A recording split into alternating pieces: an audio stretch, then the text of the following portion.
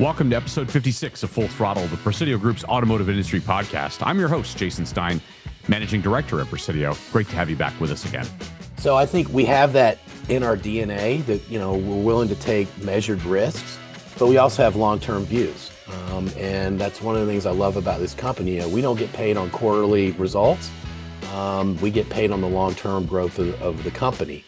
And I think that's a very different culture and different mindset from other car companies. And luckily, we've been successful enough where we can diversify risk, through powertrains. Like, we built the Prius, right? And I can remember, getting in one of those things and, whatever it was, early 90s, and driving it home. I was working in Chicago, and I'm like, this is going to be a big problem. Like, I'm having trouble selling Previas and Supras in the winter. Mm-hmm. This thing's going to be something different. And to see the evolution of that car and where it's at today, it's just amazing, right? When you really look at it. In an industry defined by transformation, few leaders embody its spirit quite like Andrew Gilleland. From his early days in field operations to the upper echelons of Toyota and Lexus, Andrew has built a career anchored in passion, authenticity, and relentless curiosity. For more than 3 decades, he's watched the pendulum of the auto world swing, from electrification to regulation, from sedans to SUVs. And through it all, he's helped guide Toyota's steady, deliberate course. He's proof that humility and hard work can coexist with leadership at the highest level.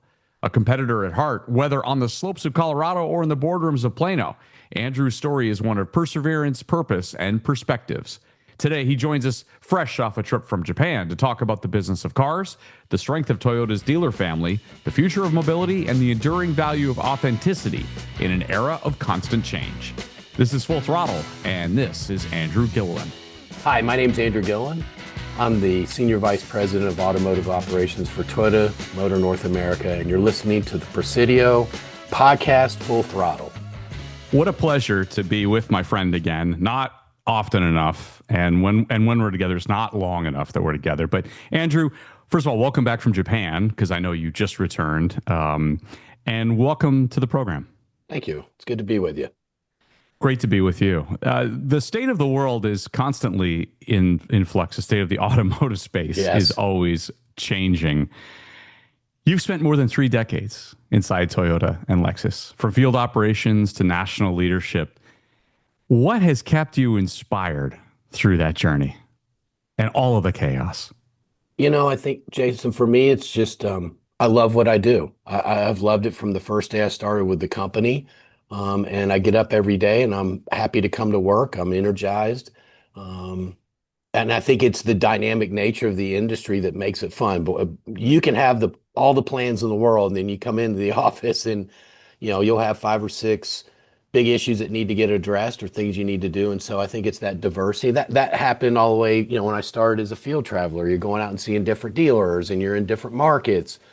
So it's just been this lifelong kind of learning experience in the auto industry. And, frankly, I'm 56 years old and I still feel like a little kid getting to play with cars. So I'm truly blessed. I'm one of those people that never thought I'd be in this job, quite frankly. And it's an honor every day. What was it you were going to do if you weren't doing this? That's an interesting story. So I have Let me hear it. I have 2 degrees, one in marketing, one in economics. I thought going into banking would be a great idea, and found out pretty quickly, like, this is not a very good fit. And so I skied competitively in college, not on a team, but just with a bunch of buddies, and was skiing all the time. I went to school in Western North Carolina. And I decided I was just going to go out and teach skiing for a couple seasons out in Colorado, and actually met somebody that worked for Toyota at Copper Mountain, and struck up a conversation with the guy. He was going up the lift and you were coming down the lift? No. We had a marketing activation there, and he was checking on it, which I didn't realize at the time what that meant. It means go there and go skiing for a couple of days. But he asked, what I was doing, and I explained to him that, I had started to work in retail banking, and that wasn't for me, and I was just going to teach skiing for a couple of seasons and kind of figure it out. This was in 1992. The market for jobs wasn't great. And he said, well, are you interested in the car business? And I said, yeah, absolutely. I mean, I love cars. I grew up in North Carolina. I love racing. He goes, well, I'll get you an interview. I'm not getting you a job. Just send me a cover letter. So to his credit, he did do that and went through a bunch of interviews. Actually, more interviews than most normal hires go through because I came through a sort of non-traditional path. So, you know, basically every interview that I went through, and there was probably 8 or 10 of them, like every single time I told people, look, you're probably going to see better resumes, people with better pedigrees from an education standpoint, but I will absolutely outwork everybody. And I won't let you down or embarrass you. Just give me an opportunity. That's all I've ever asked for. And you know what? He did. And the rest has sort of been, the history of taking opportunities and working hard and somewhat feeling like I'm lucky to be here, quite frankly. And so I think that's also driven some of my being willing to take risks and chances throughout my career and doing different things throughout my career. That was field operations. Is that what that was? Yeah, it was, well, it started out as, we go out as trainees, right? And I'm sitting around a building in California. And I mean, there's people from Dartmouth and Michigan State. And I'm like, hey, my name's Andrew Gilleland. I'm from Appalachian State. And the needle just went off the record. Everybody turns around. And that was my first imposter syndrome moment within the company. I'm like, uh-oh, I'm going to have to probably work twice as hard to keep up with these folks. And I always had a strong work ethic from my dad. He was pretty hard on me as a youngster. It was already built for that and built to take chances and risks and push. I didn't grow up, without, but I didn't grow up with money. I wanted to make sure I could take care of my family. Those were my two main goals, right? Do something I love and take care of my family. If I could do that, I'd be really happy. Where did you think how far did you think you could go? Where could you end up To within be this honest, organization? it's funny you mentioned this. I was just talking to a young person the other day that's a newly hired trainee. And Yeah. I told them, I said, when I first got to the regional offices, this was back in the day, like the general manager, like, hey, go get my car washed. I'm like, not a problem. And I remember calling my dad and saying, hey, I think I might be the highest paid car washing guy in the United States. Um, but I was happy to do that, Yeah. right? I mean, it was that or do spreadsheets. I'm more than happy to go get your car washed. But it never bothered me. None of that stuff ever bothered me. I was like, hey, if that's what you want me to do, great.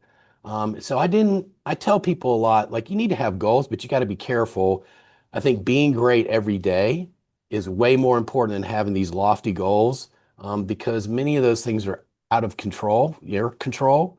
Yeah. The only thing you can control is your effort and your attitude. And, I know that's something that people say a lot, but it's true. So I tried to keep my expectations, frankly, pretty low, because I just couldn't believe I was working for this great company. Yeah. Yeah. Amazing.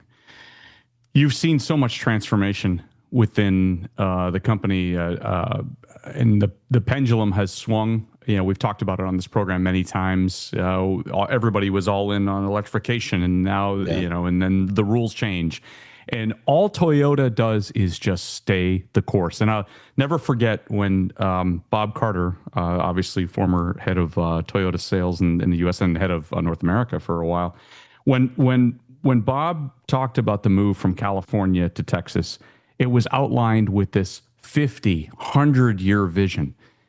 Very few companies in the automotive space talk about visions that go out decades. You mentioned setting goals. Yeah. What's that been like to be within a company that, despite all of the many things that change around you, it stays just on the course and steady? Yeah, I mean, I think to the outsiders, it looks on the course and steady. It takes a lot of work. Yeah. I think one of the things, the Toyota family years ago sort of made a transition from making looms to cars. So we're used to doing things that are really uncomfortable. I'm quite sure when Kiichiro and Sakichi Toyota were talking, he was like, "You want to do what? You want to build cars?" Right. Because the family was really successful in the loom business. So I think we have that in our DNA that, we're willing to take measured risks, but we also have long-term views. And that's one of the things I love about this company. We don't get paid on quarterly results. We get paid on the long-term growth of the company. And I think that's a very different culture and different mindset from other car companies. And luckily, we've been successful enough where we can diversify risk, through powertrains. Like, we built the Prius, right? And I can remember, getting in one of those things and, whatever it was, early 90s and driving it home. I was working in Chicago and I'm like, this is going to be a big problem. Like I'm having trouble selling Previas and Supras in the winter. Hmm. This thing's going to be something different. And to see the evolution of that car and where it's at today, um, it's just amazing, right? When you really look at it. And we did that because we cared about the environment. And I don't think that any senior executive in the car industry, hopefully, they don't think that, it isn't important to take care of the environment. I believe that all of us are trying to work together to make an impact in a positive way. And that's certainly what started us on the pathway of hybrid. And now we've moved into EVs and we still have very efficient internal combustion engines. So we've been blessed as a company to kind of diversify the risks that have been in the market. Your dealer network, your dealer sentiment, everything that we talk about on a regular basis is always so sky high. Yeah. Everybody wants to be a Toyota or a Lexus dealer. Yeah. That's got to be something that resonates through the entire company. I mean, that's got to be a bit of a mission statement for you as well. Let's keep what we have there, Yeah. It's our funny you ethos mentioned, and our, yeah, yeah, yeah, we just finished the NADA survey, right? And Lexus and Toyota were 1 and 2. that's right. Um, and it's just cultural. Like from the day you start in this company, particularly in the operations side of the business, the dealer is the customer, and you need to be focused on taking care of the dealers. And it's interesting because, when I first went out, Steve McDaniels, who's a large dealer up in Minnesota, my first assignment was up in Minneapolis. I'm from North Carolina. It's like -30. Like this is not comfortable. I don't know these guys. And I was putting in a parts EPC, electronic parts catalog. Like I was up in the rafters, running wires, trying to get this thing to work. And Steve walked in, he goes, "What are you doing?" And I said, "I'm trying to get this thing to work." "Who are you?" I said, "I'm your parts rep." He started kind of getting, he goes, "As soon as you get done, I want to talk to you." So I walked in his office and he said, "Hey, I appreciate you and your effort and your work. Not many people would do that. Let me help you learn the job." Because I had told him, like, I have no idea what I'm doing. Like they hand you a planner, and at this point it was an atlas, and here's your dealers, and get after it. And what I Rand learned from, McNally. oh yeah, like the old, I mean, you're riding down the road trying to figure out where you're going. Um, but what I learned very early in my career was the dealers can teach you. And I was smart enough to figure out, and we have good dealers, and then we have great dealers, and I could see the difference. And so I would spend time with them. And I was honest with them. I think that also helped. Like, hey, I don't understand this. Explain this to me. And it helped me, throughout my career and even today. Like, I still call, there's 40 or 50 guys, that I'll call and like, hey, this is what we're thinking. How does this sound? Does this make sense? So that relationship that the dealers have with us and we have with them, I think is at the core of, why we've been successful in many ways, because it's family, because we care about each other in ways that I don't know that other brands have that same relationship. I've been exposed and around to different dealers and different manufacturers and the nexus between those two groups. And I have never seen what I have witnessed inside a room when Toyota leadership talks to their dealers. It is a different language, Andrew. Yeah, I think part of it, Jason, is authenticity. Yeah. Like you cannot get up there and here's your bleed bullshit dealers. They'll see right through it. If you're not Yeah. authentic with them and you're honest with them, and you lose that trust, that's when all the problems in my mind really begin. And so we've always been straight with our dealers, even in difficult times. We've over communicated. We've had a lot of challenges over my career, but the one thing that remained constant was over communication, and making sure everybody understood what we're doing, in the direction we're going, and making sure that we were getting feedback from them that what we were doing was the right thing. I mean, we have, Kaizen, right? Hmm. It's Of a real course. thing, right? It's constantly improving. So you've got to be open to that. And look, we all have egos and insecurities, and it's just not, it's just different here, right? Like we are a team. We're trying to support one another. It's not perfect. I'm not trying to make us out to be a perfect organization, but it's different. I mean, when I say I love who I work with, I mean that, and I love the dealers. And again, I'm very blessed to be able to do what I do. Well, former Ford CEO Alan Mulally had to get up and express that to Ford once when he first joined. Yep. That's not anything that needs to be communicated from Toyota to its dealers because they know, Yes. Yeah. right? I mean, Everything you do. I tell people all the time, like, listen, your actions mean way more than your words. Yeah. Don't judge me by what I say, judge me by what I do. Um, and I mean that. And I think that that is really important. Every day is showing up and being authentic. And I'm far from perfect. I make mistakes and I tell people quite a bit. I learn more about myself and what I want to be and who I want to be by losing. You don't learn anything from winning. What do you learn? I won, right? When you don't do something successfully or you fail at something, which you try to avoid, no question, but when you really sit down and like, okay, what could I have done differently? How could we have handled this differently? And then taking personal accountability. I think that's really important. No matter where you're at in an organization, is you got to own it. And so again, that creates this culture of accountability in our side of the business. Um, and it's special for sure. I was with a dealer last week who talked about trying to buy Toyota stores and that they were looking at multiples that were, 8, 9, 10x. There've been record numbers that have been talked about in various places. Maybe more to come. What do you make of all that? Is that I mean, there's an opportunity, Yeah. for some real generational wealth here. If you're one of the folks who got in early and who may want to make some different decisions. What a testament to the brand. Yeah, it's funny because I was lucky again, early in my career being in the Midwest. I mean, we had like 3, 4, 5% market share. I had Detroit had 2% market share, Michigan. And so I watched the franchise grow. I used to pull up to places, Jason, and like the lights wouldn't be on at our store. This is like down Southern Illinois and Indiana. They were big Chevy and Ford dealers, and they probably bought the Toyota franchise, so the guy down the street couldn't buy it. But I learned early on in my career, like, don't tell people you're coming. And I'd show up and there'd be people scrambling out of the Chevy store to come over. And I fast forward to today, and now in many cases, the Toyota franchise is the anchor of that platform for those, because some of those guys are still around. Sort of joke with them, like, hey, you remember I pulled up to your store and all your people were running out? Yep. So, it's interesting to see the value of the stores grow the way that it has. I think it's reflective of people's view of the brand, right? Will the franchise value increase, which is one of the NADA scores that we look at? And the answer is, we're above all the other brands. I think that's because we're making good decisions. I think it's because we have a clear strategy, and I think we have the financial wherewithal to deal with all the chaos that's going on in the marketplace today.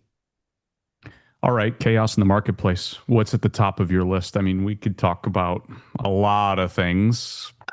Should we? I mean, you name it. Which one do you want to talk? Government regulation or tariffs Well, or let's talk tariffs customer because it's taste? All so right, tariffs. we can't go a day without talking tariffs, Andrew. So Yeah, tariffs are obviously a bit problematic. Really, they end up being a tax on consumers.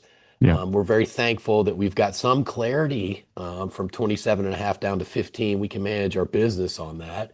I Hmm. think the next big shoe to drop, frankly, is the USMCA, which I feel confident will get taken care of. I mean, it was something that came out of the Trump administration and in his first administration. So that's the Hmm. next big one. And I don't think it's just Toyota. Obviously, some of our competitors have pretty big footprints in Mexico and Canada as well. So that's the next one we need some clarity on, Jason, so we can manage our business. We're trying to move with the market from a pricing standpoint. So our prices have gone up, but clearly not 15%. And I'm hopeful that we'll be able to manage the supply chain and our actual production and try to minimize pushing that price down to the customers. I mean, we're at $50,000 or $49,000 transactionally. That a third of customers today can afford to buy a new car. And I think that's a big challenge. Luckily with Toyota, we stayed in the sedan business. So things like Corolla allow a price point, and we have some other things that we're thinking about that have been in the media that are at, sub $30,000. I think that's really important. When you look at the numbers, when somebody buys a Corolla, 58 to 60% of the time they come back and buy another Toyota, and it's a Camry or a 4Runner or a RAV. So I think the other big thing that we're really trying to analyze is value chain, right? People talk about it a lot, but what it means to us is, hey, we may not necessarily make a lot of money on a Corolla, but if you look at the value chain associated with across a lifetime of purchasing, which is 4 or 5 times for normal consumers, we can have a pretty good business based on that. And so, I'm constantly pushing as the sales guy, like we need a price point, to keep those people in. And TCUV, our certified used program, plays a part in that. But you got to get people into the brand, and then the dealers who are great engage the customer and take great care of them, and that sort of all works together to keep people in the family. Yeah, and affordability, you hit on an important topic that comes up a ton on this program. It's been a concern for a number of years now. It continues to be a larger concern. And as you mentioned, you stuck with a segment that many had abandoned. Once again, long-term planning, long-term thinking, options. And whether it's a propulsion system or whether it's the type of vehicle that you drive, you've got, and you like to say, and actions, not words, you've got something for everybody in a number of ways, right? Yep. Yeah, I mean, I'm really proud of the company. Cooper Erickson, who's our senior vice president of product planning. He's quite the car guy, and him and I spend a lot of time bouncing ideas off each other and looking at our global portfolio.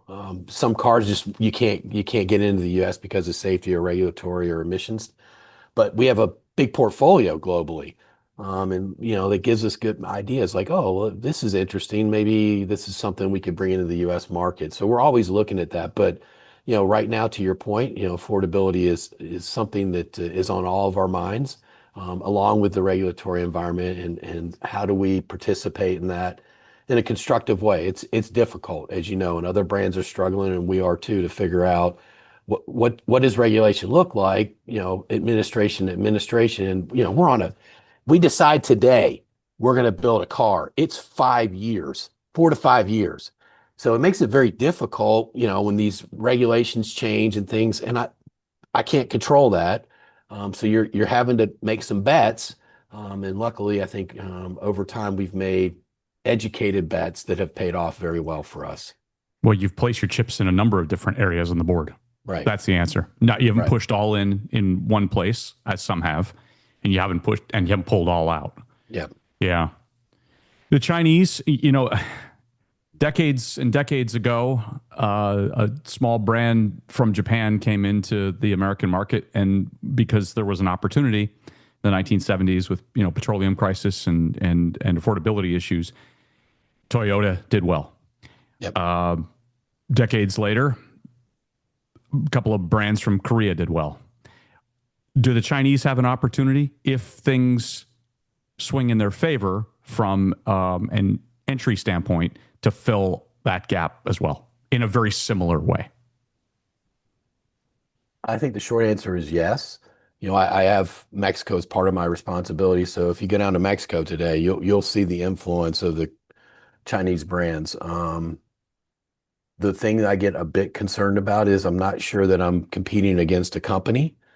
I feel like I'm competing against a government, and that's a different thing altogether. And I think that's what some of the concerns that frankly our government has had around allowing access for the Chinese.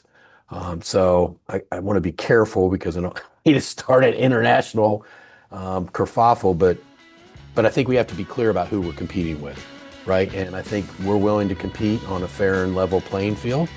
And I think every brand in the globe would do the same. But it's going to be a big challenge. I mean, you're dealing with some different dynamics when you deal with Chinese brands that you're not dealing with some of the more traditional car brands. That's the 56th episode of Full Throttle, and a special thank you to my guest, Toyota Motor North America executive Andrew Gilleland. Thanks for listening. For a library of these episodes with industry leaders, go to thepresidiogroup.com, and you can also find a library of these shows on the Presidio Group's YouTube channel. I'm your host, Jason Stein. We'll talk to you again next time.